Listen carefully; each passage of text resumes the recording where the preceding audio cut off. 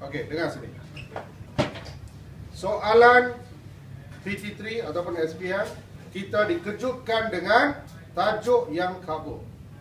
Tajuk yang kabur ada beberapa jenis. Satu, peribahasa. Cogan kata, Malaysia boleh. Tuliskan satu karangan. Can happen or not? Can happen. Okey, satu Malaysia, rakyat didahulukan, pencapaian diutamakan. Tulis satu karangan. Can happen also. Cintailah sungai kita. Can happen or not? Can happen. Jadi saya hari ini nak kongsi dengan kamu bagaimana cara terbaik kamu kendalikan sesuatu tajuk yang bersifat peribahasa. Melentur buluh biarlah dari rebungnya. You are supposed to write one complete essay. How? What to write? Adakah kamu nak tulis kepentingan buluh? Tak boleh lah kan? So, mudah saja, ada dua pendekatan. Satu, guna pendekatan menanya soalan yang pernah saya ajar. Apa, siapa, bila, di mana, bagaimana, mengapa.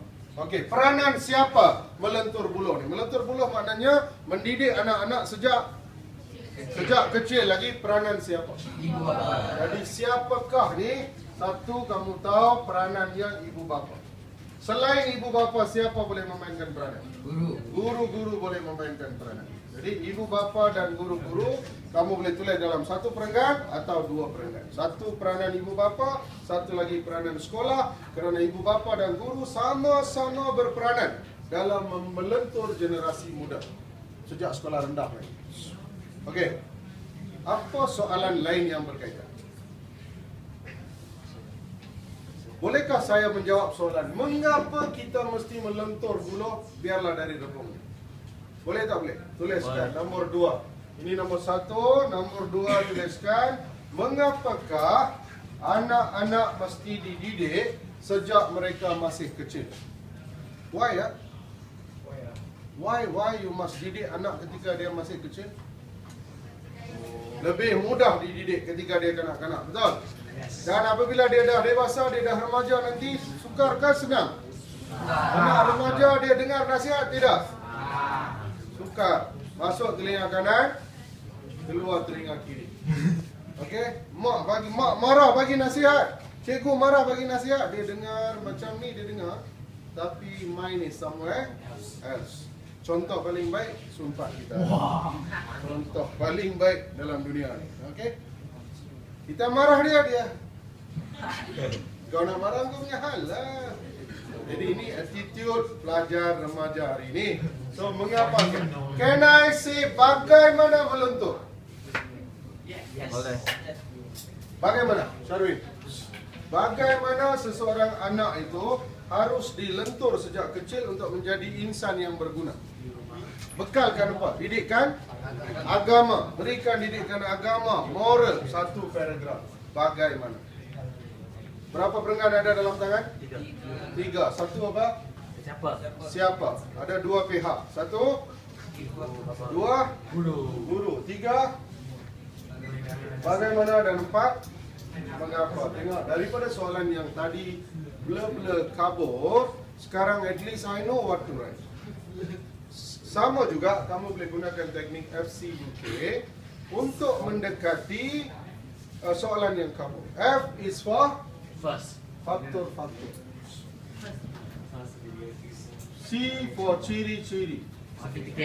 U for usaha-usaha, dan K for kesan-kesan, dan kesan-kesan kamu tahu terbagi pada 2. Apakah 2 kesan? Positif dan negatif. Kesan baik, kesan buruk. Ada 2 kesan. Okey, cuba kaitkan kata-kata kunci ini dengan peribahasa melentur buluh biarlah dari rebungnya. How?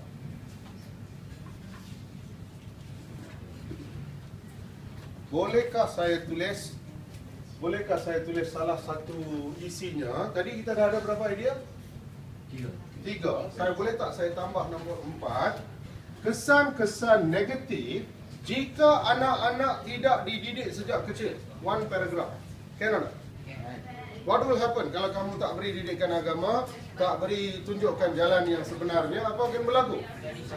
Mereka akan jadi sampah masyarakat, terlibat dalam pelbagai kepincangan sosial seperti rokok, dadah, lepak, pergaulan bebas. Yang lelaki tambah lembut. Aqua. Macam-macam masalah dalam negara hari ini. Jadi, itu adalah kesan-kesan. How many paragraph do I have now? 4. Okey, tambah satu lagi. Tambah satu lagi yang boleh kita gunakan. Sini, tengok sini. Faktor. Apa faktor? Faktor apa? Melentur buluh biarlah dari lebung. Bolehkah saya tulis dalam pengenalan? Faktor-faktor kepincangan sosial dalam kalangan remaja hari ini. Why they become like that? Why they become like that? Who failed? Parents and school failed. Jadi kamu boleh tulis ni sebagai satu lagi isi. Saya ulangi, isi saya nombor 1 apa? Siapa berperanan untuk melentur buluh? 2, mengapa mesti melentur buluh? 3, bagaimana harus dilentur buluh itu supaya dia jadi baik? 4, kesan negatif. 5, faktor-faktor mengapa anak-anak jadi macam ni. Lepas saya dapat idea ni, saya hanya aturkan berdasarkan kesinambungan. Saya tengok yang mana paling sesuai jadi pengenalan. Selepas pengenalan, I decide. From here I take the ideas. Selepas pengenalan, I decide what? Go straight to penutup. Settle these 2 things first. Pengenalan number 1, number 2, penutup. Yang lain semua akan jadi apa? Automatik menjadi isi. Jadi kamu aturkan 1, 2, 3, 4 berdasarkan berapa banyak isi yang kamu nak tulis. Faham? Faham? So, am I helping you or am I putting you in trouble? I'm helping you. So, try to use this technique so that we are able to answer just any questions. Thank you.